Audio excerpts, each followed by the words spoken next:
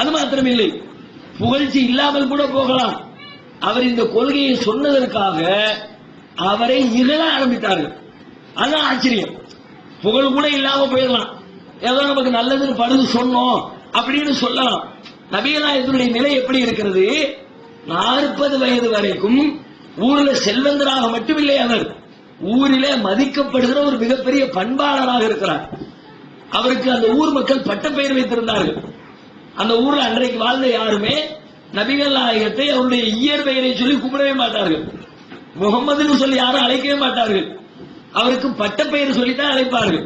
பட்டப்பெயர் என்ன பெயர்? இன்றைக்கும் பட்டப்பெயர் வைப்பார்கள். பட்டப்பெயர் வைக்கிற பேரை போற காது கொடுத்து கேட்க முடியாது. ஏன்?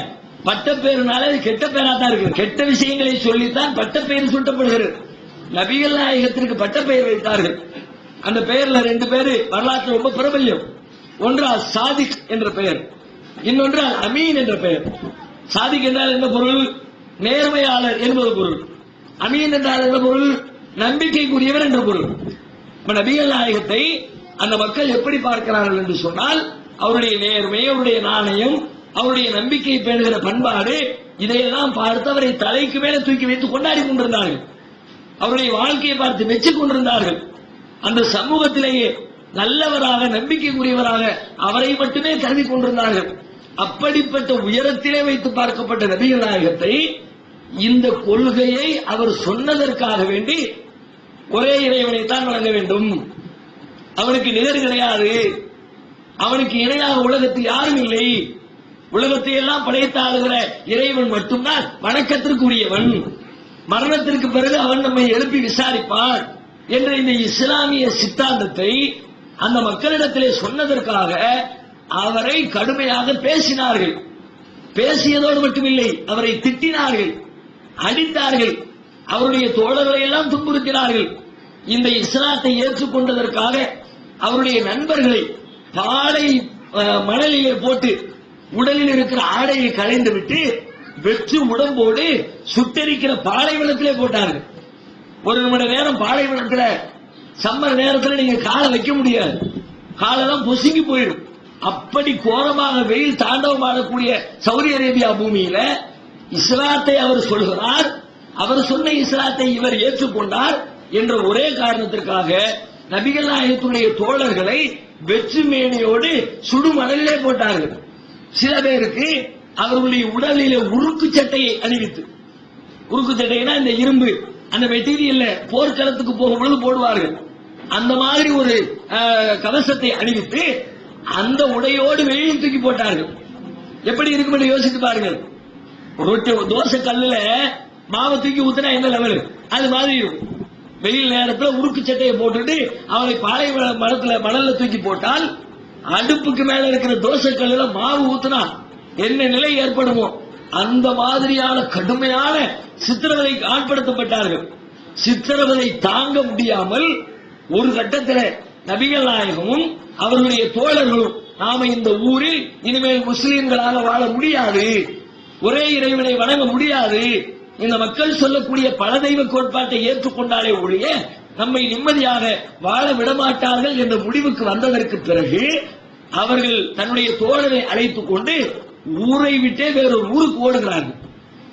தான் பிறந்த பூமியை விட்டு இந்த கொள்கையை ஏற்றுக்கொண்ட மக்களை எல்லாம் அழைத்துக் கொண்டு மக்கா என்ற ஊரிலிருந்து மதினா என்ற ஊருக்கு அவர்கள் குடிபெயர்கிறார்கள். இரவோடு இரவாக, யாருக்கும் தெரியாமல், தெரிந்தால் போக விடமாட்டார்கள் என்பதற்காக இரவோடு இரவாக பயணப்பட்டு தப்பித்து பக்கத்து ஊருக்கு வந்து அங்க வந்துதான் அவர்கள் இஸ்லாமிய ஆட்சியை ஏற்படுத்துகிறார்கள். மக்களை இஸ்லாத்தின்பால் லட்சக்கணக்கான மக்களை ஈர்க்கிறார்கள் என்று வரலாற்றை படிக்கிறோம். இப்ப இந்த வரலாறு சொல்லுகிற செய்தி என்ன? நபிகள் நாயகம் நிஜமாகவே புகழ் விரும்பியாக இருந்திருந்தால், புகழுக்காகத்தான் அவர் இந்த கொள்கையினை உலகத்தில் சொன்னார் என்று யாரேனும் அவர் மீது குற்றம் சொல்ல முடியுமா? ஏற்கனவே புகழின் உச்சியிலே இருந்தவர் இந்த கொள்கையை சொன்னதற்காகவே தன்னுடைய புகழை எல்லாம் இழந்து நிற்கிறவர். எனவே அவர் இதற்காக சொன்னார் என்று அந்த பழியையும் அவர் மீது சுமத்த முடியாது. சரி, அதிகாரத்திற்காக என்று சொன்னால் அதிகாரமும் மக்கள் தருவதற்கு தயாராக இருந்தார்கள். இதை சொன்னதற்காகத்தான் அதிகாரம் கிடைக்காமல் போனது, இதை சொன்னதற்காகத்தான் பதவி கிடைக்காமல் போனது. பல தடவைகள் அவரிடத்திலிருந்து பேரமெல்லாம் பேசினார்கள். நீங்கள் இந்த இஸ்லாத்தை சொல்லாதீங்க, ஒரே இறைவனை வணங்க வேண்டும் என்ற இந்த கொள்கையை நீங்க சொல்லாமல் விட்டு விடுங்கள். உங்களை இந்த நாட்டுடைய ராஜாவாக மன்னராக நாங்கள் ஏற்றுக்கொள்கிறோம் என்றெல்லாம் நபிகள் நாயகம் அவர்களிடத்தில் பேரம் பேசப்பட்டது. அப்போ நபிகள் நாயகத்தின் வாழ்க்கை, அவர் தன்னை இறை தூதர் என்று சொன்னார், இறைவனிடமிருந்து செய்தி வருகிறது என்று சொன்னார், அவர் இறைவன் இவ்வாறு வாழ சொல்கிறார் என்று உலகத்திற்கு அறிவித்தார். அந்த அறிவிப்பு 100% உண்மையான அறிவிப்பு என்று அவருடைய வாழ்க்கையை பார்த்து நாங்கள் தெரிந்து கொள்கிறோம். பொய்யா சொல்லல, ஏமாற்றுவதற்காக சொல்லல, வேற எந்த உள்நோக்கத்தோடையும் சொல்லல, மற்றவர்களுக்கு சொல்லக்கூடிய எந்த காரணங்களும் நபிகள் நாயகம் விஷயத்தில் பொருந்தவில்லை என்று வாழ்க்கையை ஆய்வு செய்து பார்த்துவிட்டு அவர் உண்மையில இறை தூதர்தான், நாம் அவரை நம்பலாம் என்ற நம்பிக்கைக்கு நாங்கள் வந்திருக்கிறோம். இரண்டாவது, இன்னொரு கோணத்திலே நாங்கள் ஆய்வு செய்கிறோம். நபிகள் நாயகம் இறைவனின் தூதர் தானா என்பதை ஆய்வுக்கு உட்படுத்துகிறோம். எப்படி? அவர் இறைவனிடமிருந்து செய்தி வருகிறது சொல்கிறாரு, அந்த செய்தி தான் திருமறை குர்ஆன். குர்ஆன் கையில் வச்சிருக்கிறோமே, இந்த குர்ஆன் புத்தகம் என்ன புத்தகம் என்று சொன்னால் அதுதான் இறைவன் எனக்கு சொன்ன செய்தி என்று அவர் உலகத்திற்கு சொன்னார்.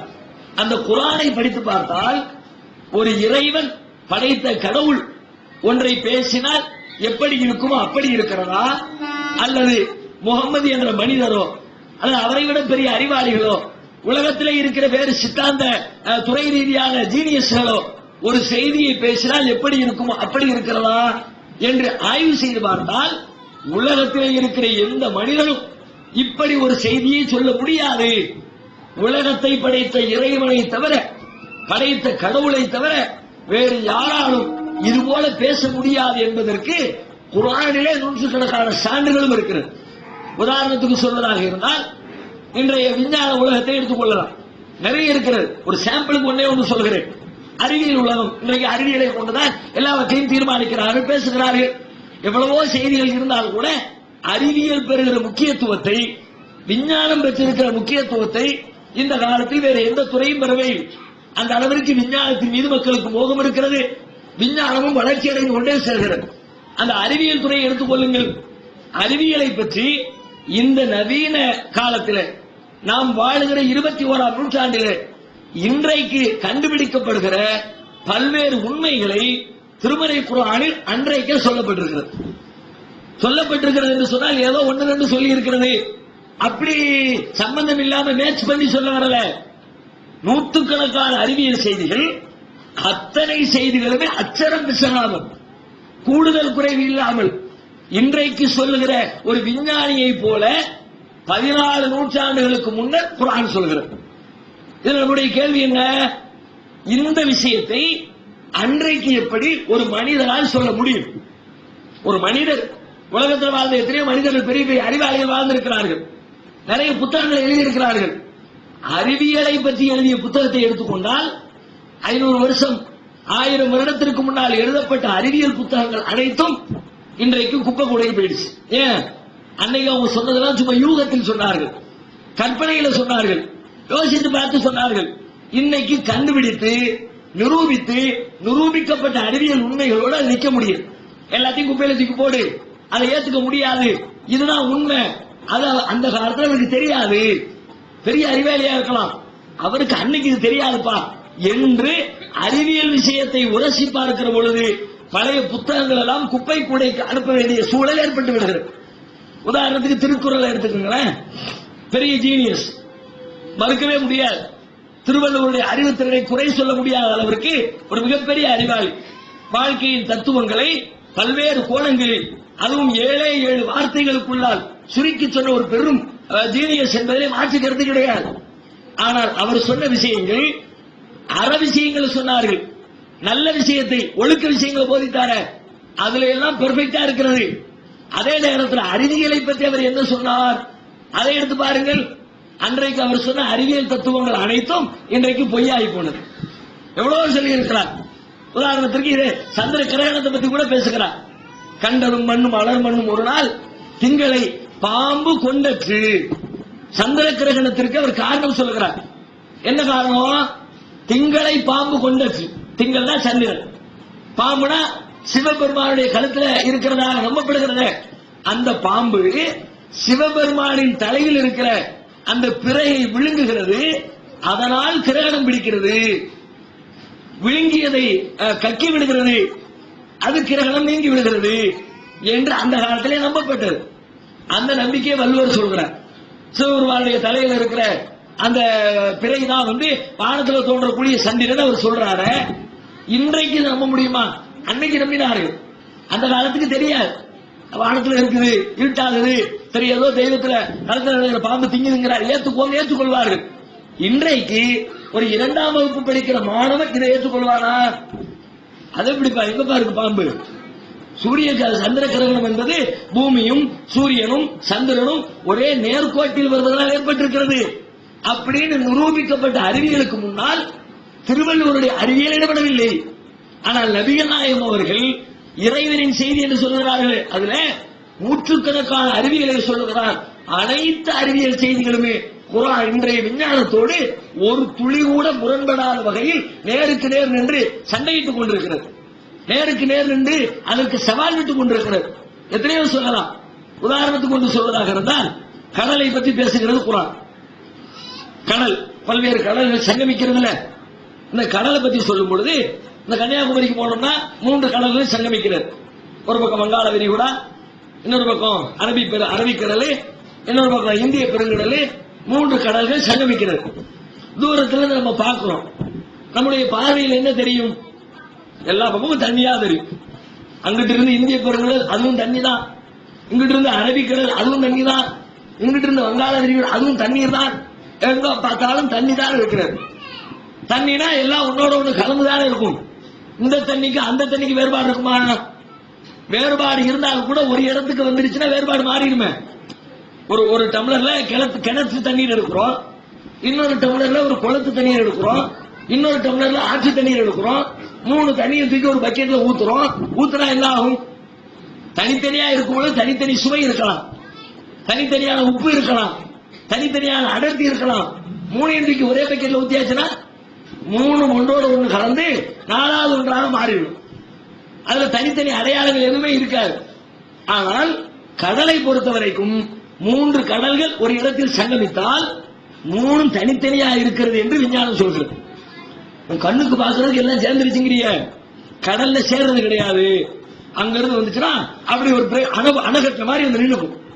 இங்க இருந்து வருதா இப்படி வந்து நின்னுக்கும், அங்க இருந்து வருதா ஒட்டி வந்து நின்னுக்கும். எல்லாம் ஒட்டிக்கிட்டு இருக்குமே தவிர இந்த தண்ணி அங்க போவதில்லை, அந்த தண்ணி இங்க வருவதில்லை.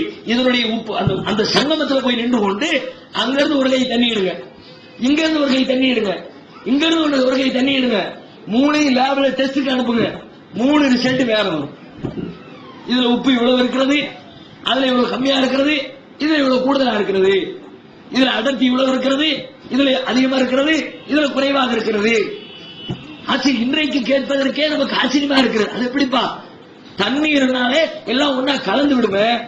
அது என்ன? ஒரு பக்கத்துல எண்ணெயும் வங்காள விரிவு அரபிக்கடல்ல இருந்து வருது, அதனால அரபு நாட்டு எண்ணெய் கலந்துருச்சுன்னு சொல்ல முடியுமா? அரபு நாட்டில இருந்தாலும் தண்ணி தானே. எண்ணெயும் தண்ணீரும் கலந்தால் தனித்தனியா நிக்கணும்னு சொல்லலாம். தண்ணியும் கலந்துவிட்டு எப்படி நிக்க முடியும்? நமக்கே ஆச்சரியமாக இருக்கிறது. ஆனால் அதுதான் உண்மை. அறிவியல் அதை நிரூபிக்கிறது. நிரூபிக்கப்பட்ட இந்த அறிவியல் உண்மையை குர்ஆனிலே படித்து பார்த்தால் அன்றைக்கு குர்ஆனில் இந்த செய்தி இருக்கிறது. இன்றைக்கு 14 நூற்றாண்டுக்கு முன்னால் கிபி 6ஆம் நூற்றாண்டிலே நபிகள் நாயகம் வாழ்ந்த 7ஆம் நூற்றாண்டிலே சொல்லப்பட்ட புத்தகத்தில் இந்த செய்தி இருக்கிறது. எப்படி இருக்கிறது? குர்ஆன்ல ஒரு வசனம் வருகிறது. 55வது சாப்டர்ல அத்தியாயத்தில் இந்த செய்தி சொல்லப்பட்டிருக்கிறது. மரஜல் பஹரைனி அல்தகியான், 2 கடல்கள் சங்கமிக்கின்றன. அந்த அரபி வாசகம் குர்ஆன்ல இருக்கிற அரபி சொல்லியது. 2 கடல்கள் சங்கமிக்கின்றன.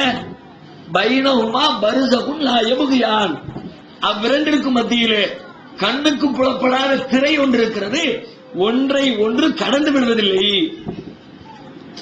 இவ்வளவு இது ஏதோ கூடுதல் குறைவா இருக்கிற அறிவியலுக்காக முஸ்லீம்கள் கொஞ்சம் வளைச்சு திருச்சி பத்தி அந்த கருத்து இருக்கிறது என்று சொல்லுகிற வார்த்தை இல்லை. 2 கடல் சங்கமிக்கிறது, ஒன்றோடு ஒன்று சேருகிறது, 2க்கு இடையிலே திரை இருக்கிறது, ஒன்றை இன்னொன்று கடப்பதில்லை என்று இன்றைய விஞ்ஞான உலகம் கடலை பற்றி என்ன சொல்கிறதோ, ஒரு விஞ்ஞானி என்ன பேசுவாரோ அதே வார்த்தை அப்படியே குர்ஆன் பேசுகிறது என்றால் இந்த விஷயம் அன்றைக்கு எப்படி அவருக்கு தெரிந்தது? இன்னும் சொல்வதாக இருந்தால் நபிகள் நாயகம் கடல் பயணமே செய்தது. நபிகள் நாயகம் தான் இதை சொன்னார் என்று சொல்வதாக இருந்தால், நபிகள் நாயகம் கடலை பார்த்தது இல்லையே, கடல்ல பயணம் பண்ணது இல்லையே, பார்த்து சொல்லிவிட்டாருன்னு சொல்லக்கூட முடியாது. எப்படி சொல்லப்பட்டது? அப்பதான் ஒரு முடிவுக்கு வருகிறோம். இது கடலை எவன் படைத்தானோ, கடல்களுக்கு இடையில எவன் திரையை அமைத்தானோ, அந்த ஏக பரம்பொருள் தான் இந்த செய்தியினை உலகத்திற்கு சொல்லி இருக்கிறது என்று இதனை பார்த்து நாங்கள் அறிந்து கொள்கிறோம். இப்படி நூற்றுக்கணக்கான செய்திகள் குர்ஆன் நெடுகிலும் நிறைந்து கிடக்கிறது. இப்படியாக நபிகள் நாயகம் அவர்கள் இறைவனின் தூதர் தான் என்பதை நாங்கள் நம்பி பல்வேறு ஆய்வுகளுக்கு உட்படுத்தி அதற்கு பிறகு அதை ஏற்றுக்கொண்டு அவர் காட்டிய மார்க்கத்திற்கு பெயர் இஸ்லாம் என்பதை நம்பி இன்றைக்கு நாங்கள் எங்கள் வாழ்க்கையை அவர் காட்டிய வழியை அமைத்துக் கொண்டிருக்கிறோம். இதுதான் இஸ்லாத்தை பற்றிய ஒரு சிறிய அறிமுகமாக உங்கள் மத்தியிலே நான் முன்வைக்க விரும்பிய செய்தி.